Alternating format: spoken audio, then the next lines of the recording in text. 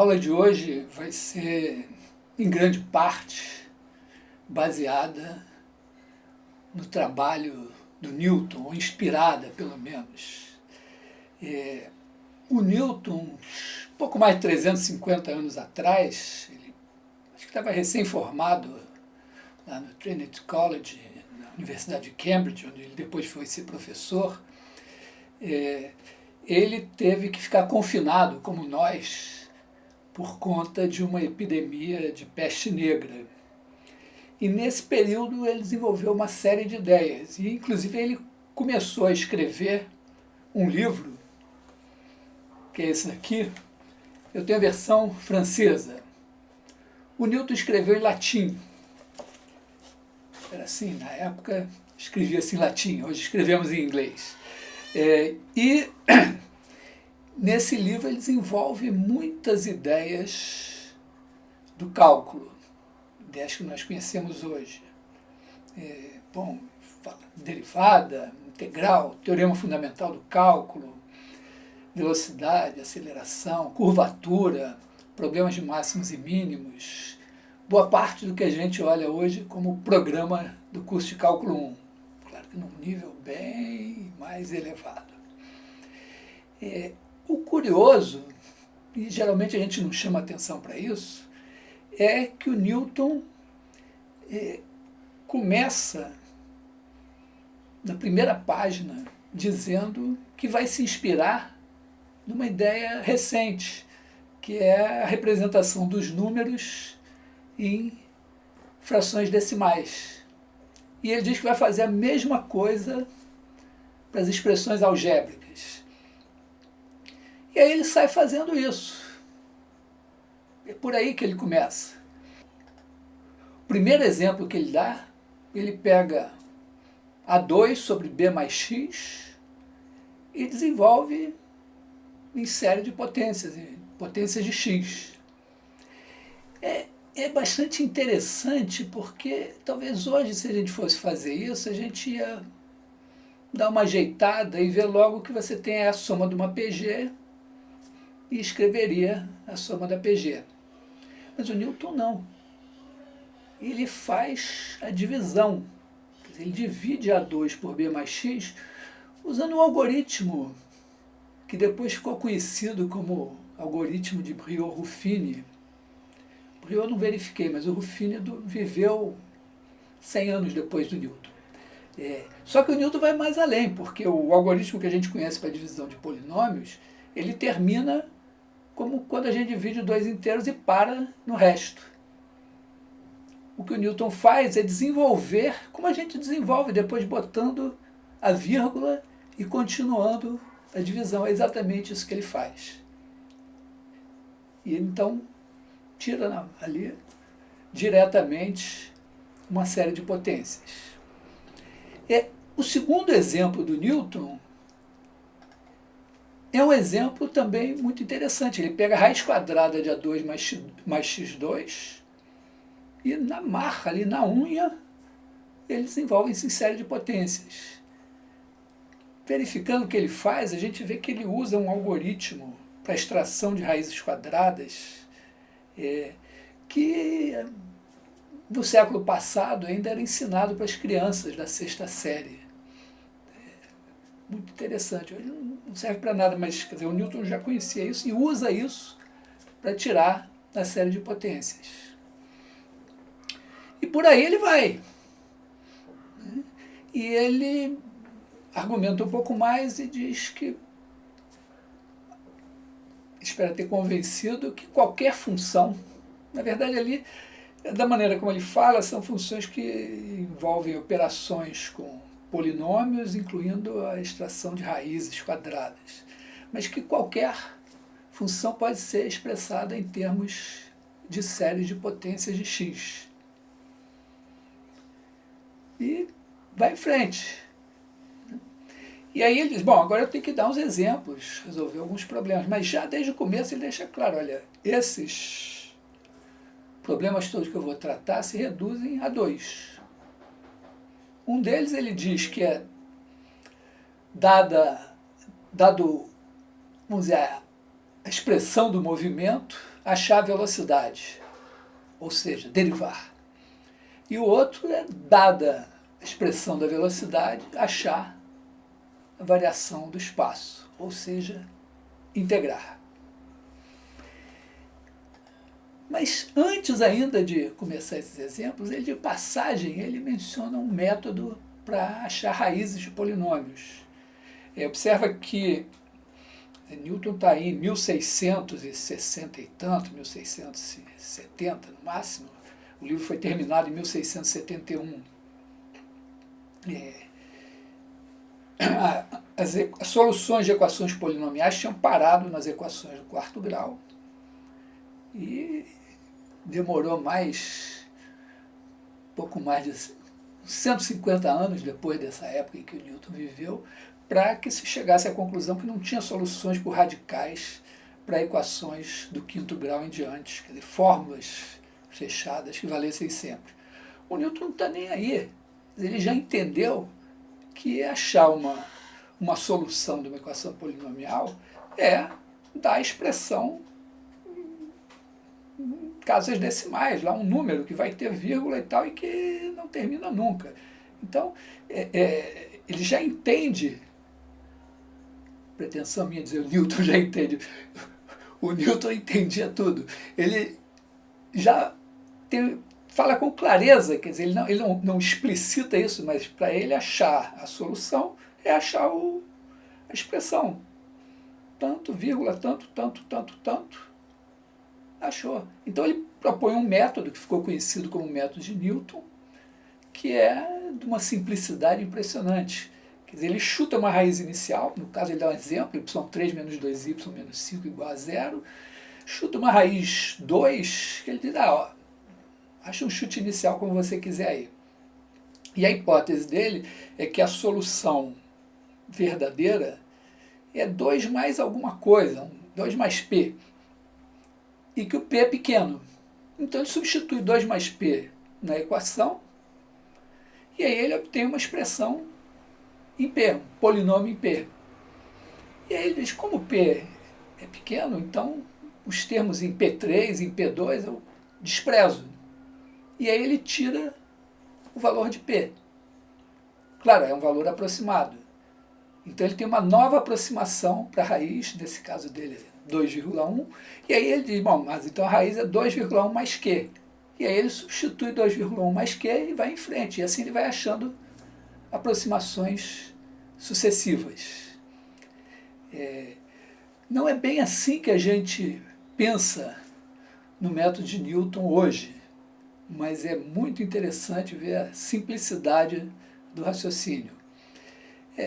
Hoje a gente pode pensar, bom, refazendo o raciocínio do Newton, né, só que sem um exemplo, de uma maneira abstrata, com vamos dizer, o background de derivada que a gente tem, você escreve um polinômio de grau k, dá um chute inicial x0 e pensa, bom, a raiz é x0 mais h.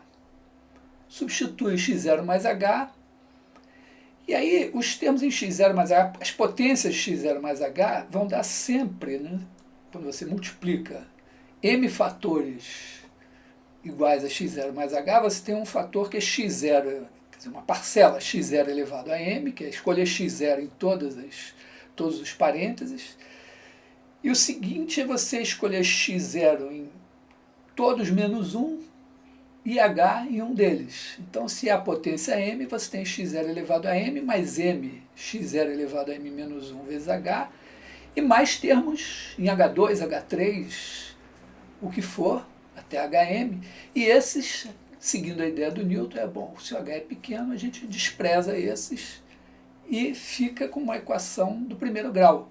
E aí calcula o h, e essa é a nova aproximação. O interessante é que se você olha bem, né, a equação que você tem que resolver em h é a seguinte, você está aproximando o polinômio em x0 mais h pelo valor do polinômio em x0, mais a derivada em x0 vezes h. E isso então dá uma fórmula, né? Quer dizer, se você tem a aproximação xn, a aproximação xn mais 1 é obtida somando a xn, ou melhor, subtraindo, né, o polinômio em xn dividido pela derivada do polinômio em xn. Bom, uma vantagem para isso é que você pode pensar isso não só para polinômios, para qualquer função. Quer dizer, você tem uma função derivável, tem o gráfico, você quer achar um zero, um ponto em que f de x é zero, o que você faz? Você dá um chute, e no chute xn você olha para o valor da derivada em xn e o valor da função em xn. Então você vai até f de xn e aproxima a função em xn perto de xn. Quer dizer, o xn mais 1 vai ser o xn mais alguma coisa, o xn mais h, digamos. Então a função perto de xn é aproximada por f de xn mais a derivada em xn vezes h, que é essa reta tangente. Aí você olha onde a reta tangente intercepta o eixo do x, faz a conta, e você tem a mesma fórmula do método de Newton, agora pensada para qualquer função.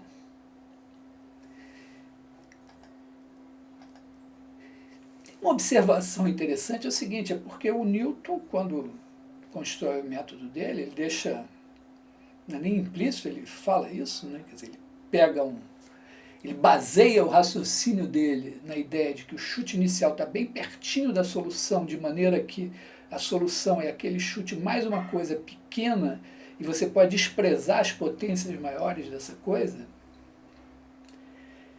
Na verdade, o método, em muitas situações, funciona bem melhor. Vou botar um exercício que é tirar a raiz enésima do número a positivo. Então, como você olha para o gráfico, você pega a função f de x igual a xn menos a, e à direita de a função é convexa. E não é muito difícil ver que se você aplica o método geometricamente, você vê que toda vez você vem voltando, você vem se aproximando da raiz e você está sempre preso entre o gráfico da função e o eixo do x. E então você tem uma sequência decrescente, você mostra, ela está limitada pela raiz enésima, e aí ela tem um limite, e esse limite é a raiz enésima. Então, nesse caso aí é interessante, porque você pode começar em qualquer ponto à direita da solução, muito longe mesmo, e você vai chegar pelo método na solução. Então o método tem um alcance bem maior. Mas tem duas ideias aí, quer dizer, a mesma ideia que a gente pode começar a explorar. Tem a ideia da série, nós vamos deixar para a próxima aula. Mas a primeira ideia é a ideia da derivada como aproximação linear. Quer dizer, você pensa assim, eu tenho uma função f de x, e eu perto de x0 eu quero escrever f aproximada para uma coisa do primeiro grau. Então f de x aproximada por a0 mais a1, x menos x0, já pensando em escrever essa coisa do primeiro grau, em vez de pensar a variável sendo x, ele pensa como x menos x0, na verdade. E aí você escreve, a f é isso daí mais um resto. Bom, a primeira ideia é que esse resto tem que tender a zero, esse r de x0x. Mas isso não diz muito, quer dizer, se a função é contínua, a única coisa que se diz é que o a0 tem que ser f de x0. Mas, e o a1? Então, o a1 é o seguinte, a primeira observação é que se você chutar um a1 qualquer, o resto vai ser zero. Vai tender a zero quando o x tender a x0. Então, uma ideia é a seguinte, vamos botar um microscópio. O que é botar um microscópio? Vamos ampliar esse resto. Quer dizer, ele é f de x menos f de x0 menos a1 x menos x0. Vamos multiplicar por uma coisa bem grande para ver como é que esse negócio pequeno tá. uma coisa bem grande, se o x menos x0 é pequeno, é 1 sobre x menos x0. Então, botar o microscópio é dividir o resto por x menos x0. E aí vamos olhar no microscópio. Você pode pegar, botar a função, a aproximação linear por A1. Em princípio, A1 não precisa ser a derivada, pode ser qualquer coisa. Nós estamos tentando ver quem é esse A1. E aí você tem o resto, que é essa linha vermelha aí.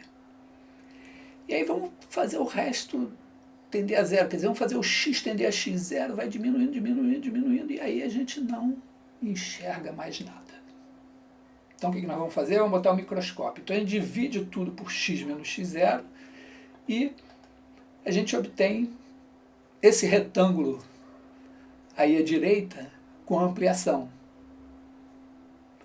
E aí a gente vê claramente, olha, que quando A1 é diferente da derivada, essa linha vermelha à direita não vai tender a zero. Ou seja, o resto tende a zero, mas se você olhar no microscópio, ele não está tendendo a zero. Mas se você botar o A1 igual à derivada, aí ele tende a zero. Bom, na conta é relativamente simples, mas é interessante ver na figura. Então a gente tem uma nova definição de derivada. Quer dizer, a gente pode dizer que a derivada é o número A1, tal que se você aproximar f de x por f de x0 mais A1, x menos x0, o erro que você comete é tão pequeno que se você dividir esse erro por x menos x0, fizer x tender a x0, esse erro ainda tende a zero. Isso é uma definição equivalente à definição que a gente tem utilizado. Você pode, da nossa definição anterior, deduzir essa e dessa deduzir a definição anterior. E aí a gente pode pensar, bom, mas se a gente aproxima por uma coisa do primeiro grau, por que não por uma do segundo grau, do terceiro, do quarto? Isso é conhecido com o nome de polinômio de Taylor. Então, vamos fazer a aproximação por uma coisa do segundo grau. Quer dizer, você escreve f de x igual a 0 mais a1x menos x0 mais a2x menos x0 ao quadrado e mais um resto, que agora eu vou chamar de R2. E eu boto x0x, porque o resto depende do x0 que você está tomando. Então, bom, a primeira coisa, a gente já sabe que se a gente olhar no microscópio dividido por x menos x0, a gente vai obter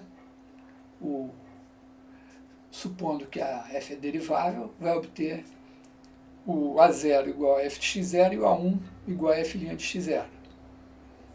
Mas e o R2 vai nos dizer alguma coisa? Bom, dividindo por x menos x0 não diz nada, porque você dividir por x menos x0, passar o limite vai para zero, independente de quem seja 2.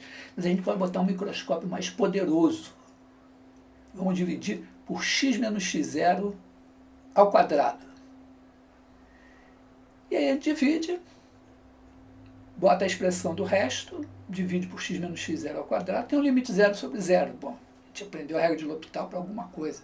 Então, aplica a regra de L'Hopital, e aí a gente tem meio de f' de x menos f' de x0, dividido por x menos x0, menos A2. Bom, se a f é derivável, essa fração aí tende para metade da derivada em x0. Então, se a f é derivável, o limite aplicando a regra de L'Hopital só vai ser zero se o A2 for f' de x0 sobre 2. É meio esquisito, né? Esperaria, quer dizer, o A2 é f', não, A2 é f2' de x0 sobre 2. A gente esperaria o f2' de x0, né? Mas é isso que aparece. E aí a gente faz a mesma coisa agora para o terceiro grau. Agora a gente aplica a regra de L'Hopital duas vezes, e supondo que existe a terceira derivada em x0, a gente vai achar que o A3 é f3' de x0 sobre 6. 6, 2, 6, 3 fatorial. Então, já dá para dar um chute. E aí você dá um chute. Eu botei no slide Paul Taylor, o nome dele não é Paul Taylor, mas é que eu ia abreviar o nome do meu arquivo, ia botar POL Taylor. Aí eu não resisti e mudei o nome do cara para Paul Taylor. Bom, e aí, simplesmente isso, quer dizer, se você tem a função definida no intervalo, que tem derivadas até a ordem n-1 naquele intervalo, e no ponto x0, nem precisa ser derivada no 1, mas no ponto x0 tem a enésima derivada, então se você fizer essa aproximação do polinômio de Taylor, o resto que você vai ter, que é o valor da função menos o valor do polinômio em cada x, quando o x tender a x0, se você dividir esse resto por x menos x0 elevado a n, quer dizer, usar um microscópio mais poderoso, tão mais poderoso quanto maior for o grau, esse limite vai ser zero. Repara que não tem aí nenhuma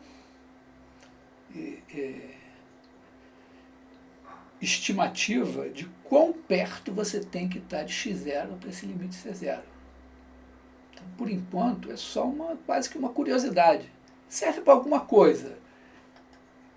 Se você quiser olhar perto de x0, o sinal da segunda derivada, a gente costuma saber que diz se é máximo, mínimo, local e tal. Mas é mais do que isso, né? Se você tiver todas as derivadas nulas até a derivada de ordem n-1 e a derivada de ordem n for diferente de zero, no ponto x0, então você escreve a aproximação de f pelo polinômio de Taylor, só que agora você tem o f de x0 e mais o termo de ordem n e mais o resto.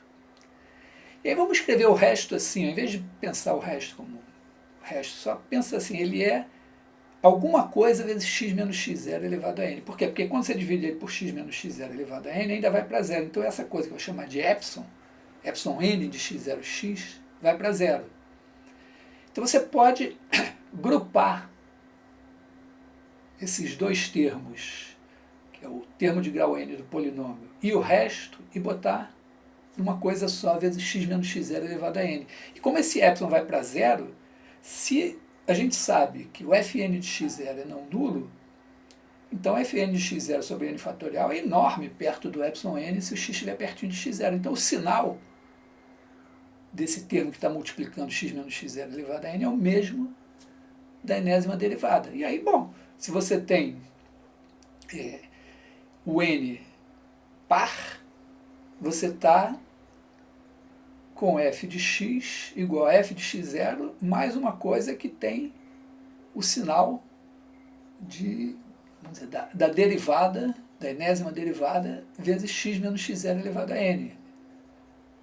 Então, se essa enésima derivada for positiva, você tem f de x0 mais uma coisa de grau n, essencialmente, com a bunda para baixo. Então, é um ponto de mínimo local.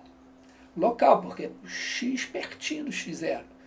Se, ao contrário, o sinal da enésima derivada for negativo, você está com uma aproximação de bunda para cima, e aí você tem um ponto de máximo local. Se, ao contrário, o grau for ímpar, aí não tem jeito, né? Porque o sinal do lado direito de x0 é um, do lado esquerdo é outro, independente do sinal da enésima derivada. E aí você tem um ponto que não é nem de máximo nem de mínimo, costuma ser chamado de um ponto de inflexão. Então, já dá para tirar umas coisas desse polinômio de Taylor.